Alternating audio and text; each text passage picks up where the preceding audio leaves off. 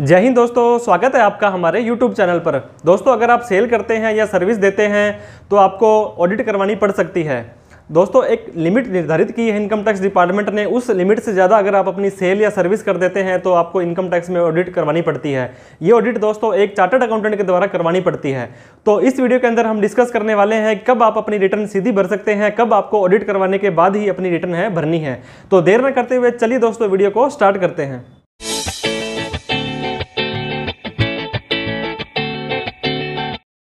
Tax audit limit for financial year 2021 या assessment year 21-22। तो दोस्तों, इस वीडियो के अंदर हम ऑडिट्स के बारे में डिस्कस करने वाले हैं कब मैंडेटरी हो जाती है। लेकिन उससे पहले दोस्तों ड्यू डेट्स के बारे में डिस्कस कर लें कि किस तारीख से पहले आपको जो है ये ऑडिट करवा लेनी है। दोस्तों, नॉर्मली जो होता है 30 सितंबर जो होती है ऑडिट की ड्यू डेट होती है। जैसे कि आपको पता होगा इनकम टैक्स का नया पोर्टल बना है तो एक महीने के लिए डेट बढ़ा करके 31/10 कर दी थी। फिर भी इनसे बात नहीं बनी तो इन्होंने 15 जनवरी 2022 कर दी है। लेकिन मैं आपको बताना चाहूँगा दोस्तों, अभी तक इनकम टैक्स के आज की तारीख में जो है 5 अक्टूबर को भी ऑडिट के कोई फॉर्म नहीं आया है। मतलब अभी तक एक भी ऑडिट नहीं लगी है। तो ये डेट आगे और भी बढ़ सकती है। अब मैं बात करूंगा दोस्तों, आपको ऑडिट करवाने से पहले ये देखना पड़ेगा। सेक्शन 44A भी कहता है कि आपको अपनी ऑडिट करानी है। और दोस्तों, ऑडिट का जो फॉर्म जाता है उसके अंदर फॉर्म 3CD बोलते हैं। इसके अंदर सारी रिपोर्टिंग आपकी जाती है कि क्या आपने इनकम टैक्स में एक चार्टर्ड अकाउंटेंट जो आपकी ऑडिट करेंगे वो फॉर्म के अंदर काफ़ी सारे पॉइंट्स होते हैं दोस्तों, वो फॉर्म 3CD के अंदर डालेंगे। 3CD के साथ साथ में 3CA या 3CB फॉर्म भी आपका जाएगा।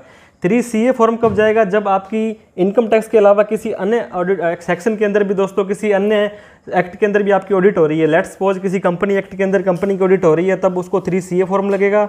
अदरवाइज ओनली इनकम टैक्स की ऑडिट में 3CB लगेगा, प्लस में 3CD लगेगा। तो आपको सबसे पहले ये देखना पड़ेगा दोस्तों कि आप बिजनेसमैन हैं, आप प्रोफेशनल हैं या आप एक ट्रेडर हैं। तो अगर आप प्रोफेशनल हैं, जैसे कि आप एक CA हैं, डॉक्टर हैं, इंजीनियर हैं, आर्किटेक्ट हैं, IT पर्सन हैं, फिल्म इंडस्ट्री के, मतलब आप अपनी सर्विस प्रोवाइड करवा रहे हैं दोस्तों, आप सेल ना करके सर्विस प्रोवाइड करा रहे हैं, तो आपके लिए जो ये लिमिट है दोस्तों 50 लाख रुपए है पर फाइनेंशियल ईयर। अगर एक फाइनेंशियल ईयर में आप प्रोफेशनल्स हैं और आपकी 50 लाख से ज़्यादा की रिसिप्ट हो जाती है तो आपको इनकम टैक्स में ऑडिट करवानी पड़ेगी। अगर आप दोस्तों ट्रेडर हैं, बिजनेसमैन हैं, माल बेच के खरीदते हैं, सेल परचेज करते हैं, तब आपके लिए दोस्तों ये जो लिमिट है 1 करोड़ रुपए है। सर्विस प्रोवाइडर में 50 लाख रुपए और ट्रेडर के मामले में 1 करोड़ रुपए। किसी भी पिछले फाइनेंशियल ईयर में अगर आपने 1 करोड़ से ज़्यादा का माल बेचा है तो आपको इनकम टैक्स में ऑडिट करवानी पड़ेगी। लेकिन दोस्तों, अगर आपकी टर्नओवर 2 करोड़ रुपए तक है तब आप 44AD सेक्शन का लाभ ले सकते हैं और अपनी जितनी भी रिसिप्ट्स हैं, अपनी सेल्स हैं, उसका 8% या 6% का जो है प्रॉफिट डिक्लेयर कर सकते हैं। सेक्शन 44AD क्या होता है ये भी और डिस्कस कर लेंगे हम।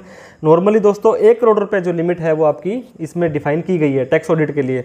इसके बारे में दोस्तों, अगर आपका जो काम है, अगर आपकी जो रिसिप्ट है या खर्चे हैं कैश में नहीं होते हैं, जैसे आपको पता होगा हर चीज़ में इनकम टैक्स डिपार्टमेंट ने कैश को प्रोत्साहित नहीं किया है कि कैश का कम से कम यूज हो। अगर आपका कोई ऐसा बिजनेस है जिसमें 95% दोस्तों आपकी प्राप्तियां या खर्चे, प्राप्तियां और खर्चे दोनों 95% अगर कैश में नहीं होते हैं, मतलब ऑनलाइन आपका पेमेंट होती है, ऑनलाइन रिसिप्ट होती है, तब आपको दोस्तों 10 करोड़ रुपए तक आपको जो है ऑडिट करवाने की जरूरत नहीं है। पहले ये 5 करोड़ होता था। मतलब 50 लाख रुपए सर्विस प्रोवाइडर के मामले में, 1 करोड़ रुपए ट्रेडर के मामले में। अगर आप एक ऐसे ट्रेडर हैं, ये सर्विस प्रोवाइडर के मामले में नहीं है दोस्तों, अगर आप एक ट्रेडर हैं और आपका 95%, 95% जो है रिसिप्ट या पेमेंट दोनों मिलाकर के कैश में नहीं आती है, अदर देन कैश आती है, तब आपको ऑडिट करवाने की जरूरत नहीं है। ये दोस्तों अदर देन कैश में क्या आएगा? Credit card, RTGS, NEFT, account पे चेक, मतलब इनसे आपको पेमेंट लेनी है अपनी माल की बिक्री की।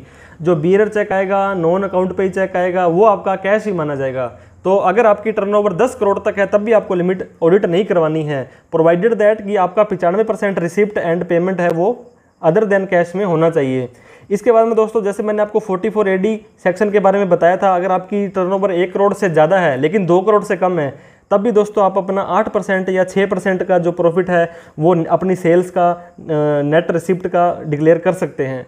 वहीं पे दोस्तों 44AE जैसे मैंने डॉक्टर इंजीनियर बताए थे, वहाँ पे अगर आपको 50 लाख से कम की रिसीट है तो आप अपना जो जितनी भी रिसीट है उसका 50% प्रॉफिट डिक्लेयर कर सकते हैं। जैसे कि मान लो आपका 40 लाख रुपए की रिसीट आई है, आप एक डॉक्टर इंजीनियर हैं, तो गवर्नमेंट कहती है इसका 50% कम से कम 20 लाख रुपए आप नेट प्रॉफिट डिक्लेयर कर दो। अगर आप कहते हो कि इससे 20 लाख से मेरा कम प्रॉफिट है, तब आप एक चार्टर्ड अकाउंटेंट से ऑडिट करा लो। और वहीं पर दोस्तों अगर आप ट्रांसपोर्टर का काम करते हैं, ट्रक वगैरह हैं आपके पास में, तो 1000 रुपये पर टन पर डे के हिसाब से आपको 365 दिन होते हैं, तो जैसे कि जितने टन हो गए उसका पर टन का 1000 रुपये पर डे के हिसाब से आपको पूरे साल का जो है उका मुका जो होता है उसको डिक्लेयर कर देना है। अगर आपका हैवी है तो ये हो जाएगा, अगर आपका लाइट है तो 7500 रुपये पर व्हीकल पर मंथ का। जैसे एक व्हीकल है 12 महीने हैं तो 1200 इंटू 12 इंटू 7500 आपका जो है आप डिक्लेयर कर सकते हैं। दोस्तों अगर आपने असेसमेंट ईयर 19-20 में 44 एडी में डिक्लेयर किया था, 20-21 में 44 एडी में डिक्लेयर किया था, अब आप दोस्तों चाहते हैं कि 8% से मेरा प्रॉफिट कम हो रहा है तो आपको इनकम टैक्स में ऑडिट करवानी पड़ेगी। आप कह रहे हो कि मेरा तो प्रॉफिट 3% है, मैं 8% नहीं दिखा सकता, तो आपको बुक्स ऑफ अकाउंट भी मेंटेन करनी पड़ेगी और चार्टर्ड अकाउंटेंट से ऑडिट भी करवानी पड़ेगी।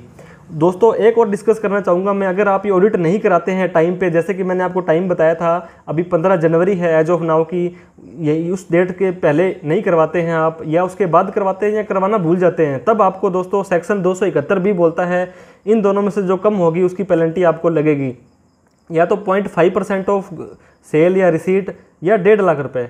अब मानो आपकी दोस्तों 2 करोड़ रुपए की आपकी जो सेल थी और आपने ऑडिट करवाई नहीं, भूल गए या ड्यू डेट के बाद कराई, तो इनकम टैक्स डिपार्टमेंट दोस्तों 2 करोड़ का 0.5% हो गया 1 लाख रुपए, या तो 1 लाख रुपए या 1.5 लाख रुपए, दोनों में से जो कम है तो दोनों में से कम 1 लाख रुपए है, तो 1 लाख रुपए की आपको जो है पेनल्टी है, लेट फीस है, जो ये जुर्माना है इनकम टैक्स डिपार्टमेंट लगा सकता है। और हमने भी काफ़ी ऐसे केस देखे हैं जिसमें ऐसी पेनल्टी लगी है दोस्तों। तो अगर आपका जो केस है इनकम टैक्स के दायरे में ऑडिट में आता है, क्योंकि इनकम टैक्स की रिटर्न तो सभी ने भरनी है, लेकिन ऑडिट करवाने के बाद ही आपको अपनी जो है ये भरनी पड़ेगी।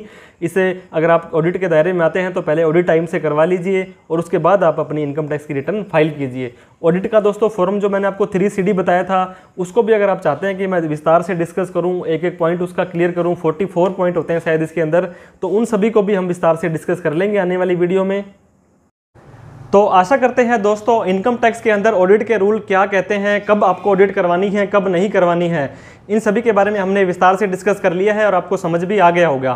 फिर भी कोई डाउट, क्वेरी, क्वेश्चन आपका रह जाता है दोस्तों तो कमेंट बॉक्स में आप लिख दें, हम उसका रिप्लाई करने की कोशिश करेंगे। और वीडियो अच्छी लगी हो तो लाइक करके चैनल को भी सब्सक्राइब कर लें। थैंक यू सो मच दोस्तों। जय हिंद, जय भारत।